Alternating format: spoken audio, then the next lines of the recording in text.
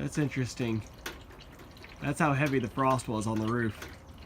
It starts to thaw out. We've got a good, it sounds like it's raining out here. Clear skies. Yeah, sounds like it's raining because of all the frost melting off the roof.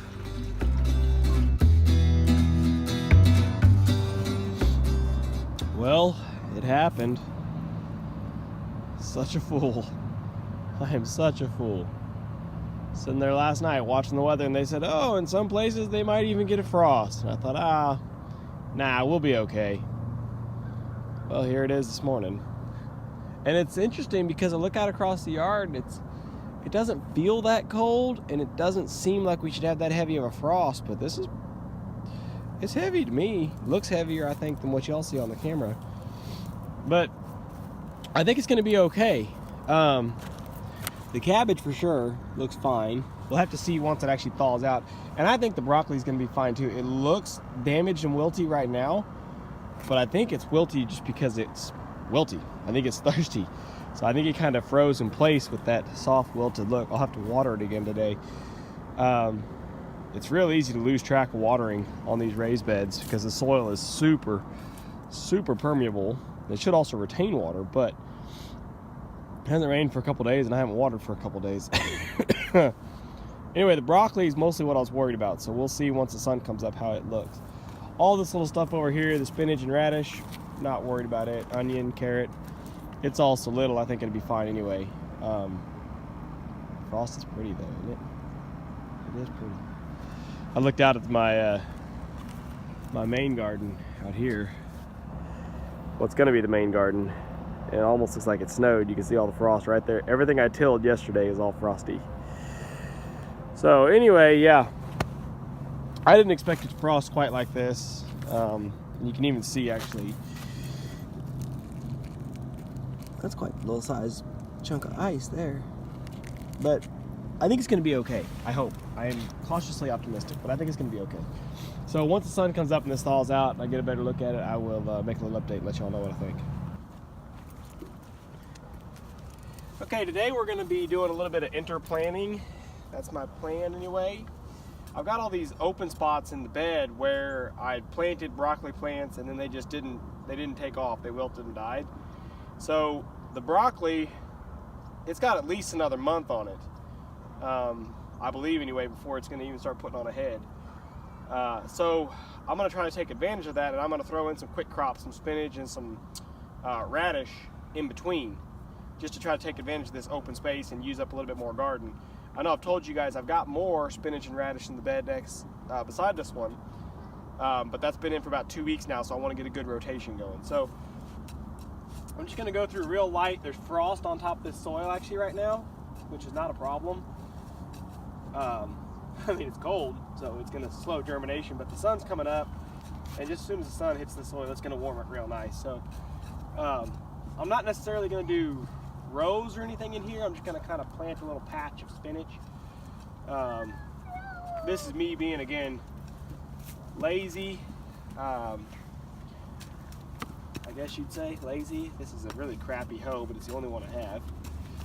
Oh. So I'm just going to do a little patch of spinach in here, and I might go with rows over here just to not be so lazy. Oh, Bear, you're okay. You're okay, honey. You just tumbled. It's okay. The soil's real nice, workable. Even when it's half frozen, it's really loose. I love it. So we'll smooth that back out a little bit. We'll cut some little rows in it. Just real rough. Again, none of this has to be perfect because I'm not doing any sort of, commercial production of anything. So I'm just tinkering, really. Okay, so I've got my seed pack, and I'm actually really low on seed too. That's the other thing. So that's why I'm not too focused on putting in like a big fancy stand per se. Because I don't really have the seed to put in a lot anyway. So what I did in the other bed, other garden over there was actually just broadcast seeded. Which, yeah, of course, if you're in any sort of commercial production, that's really, really wasteful. But that's all the seed I had anyway. And then we're just going to sprinkle soil back over it.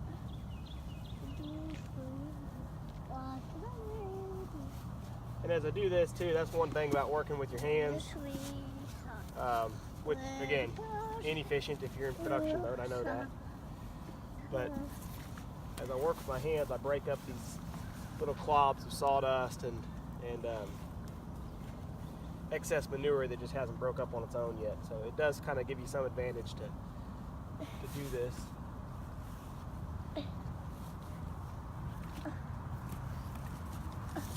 All right. So there's that for all the spinach. And I did cut my little rows over here for radish.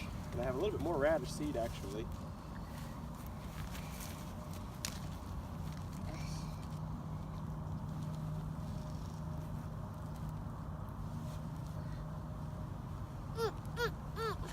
See if you guys can even see. I'm not sure if you can even see where I cut the radish rows.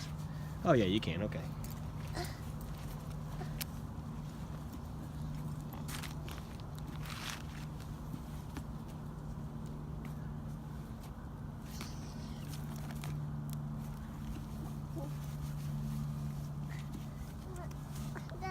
In the garden. That's what you get out of my garden. I don't like that kitty cat in the garden. It makes a mess. What do you do in the garden?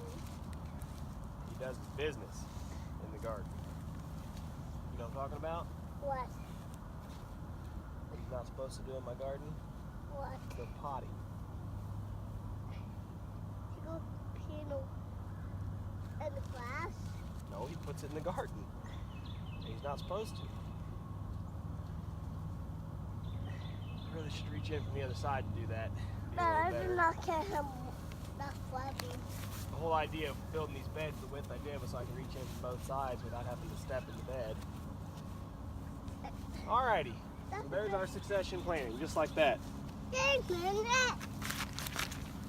We historically, right now in our house, don't eat a lot of fresh salads and fresh produce, but it's because we don't have it. So I know I mentioned that before. I'm trying to change that.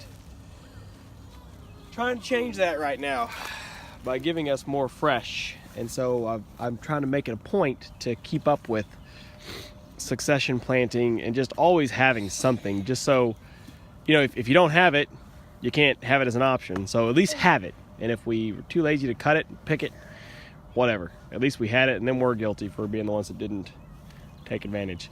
So I'm gonna grab the garden hose here.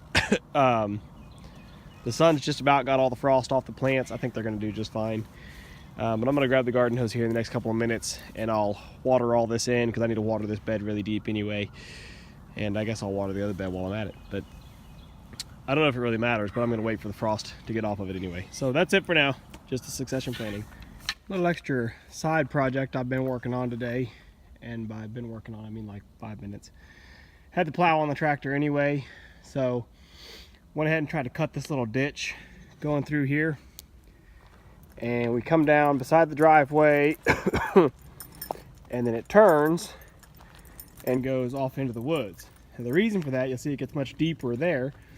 All of this area through here is all raised. It's all where we wasted topsoil or overburden out of the hole where the main house will go someday. In doing that, somewhere along the way, we got a low spot. So it's high at the driveway, starts to slope off, and then actually goes back up towards the goat pen fence. Didn't used to do that. I think we did it when we built the goat pen. I just didn't shovel it out level back then. So we've created a low spot here that wants to hold water all the time. It's still got a little puddle. We haven't had a serious rain for a week and a half. So you can see there's still a little puddle there, so the ditch just starts at the puddle and goes. The problem is there's another high spot right about in here to where it didn't want to now drain off and go down where I've dug the ditch. So instead it wants to come through the goat pen, which has made the goat pen stay very wet, which is not good because goats hate wet feet. And it means that we have to go in there all the time when it's muddy and nasty. So I've dug little ditches. I've showed that before, little ditches here and there that I've dug through the goat pen. But I don't really know. I feel like that goat's dead. Lord, I hope she isn't dead. Callie! Callie! Callie! Maybe she's just really asleep. I feel like her ears are moving. Callie! Oh, her ears just moved. I think she's really just asleep. But I need to go in there and check on her. Anyway, we've dug little ditches through here to try to relieve it, but I'm trying to come up with a more permanent solution. So the ditch basically is just for relief right now.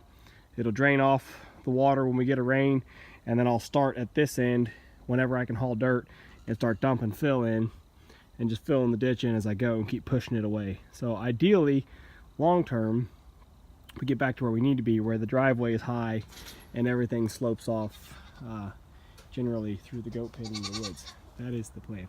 Okay, I gotta make sure this goat's alive and feeling fine. Callie, you okay?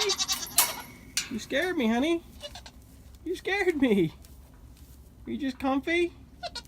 Okay, good deal. Good deal, honey.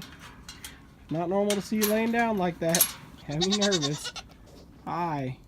Thank you for standing up.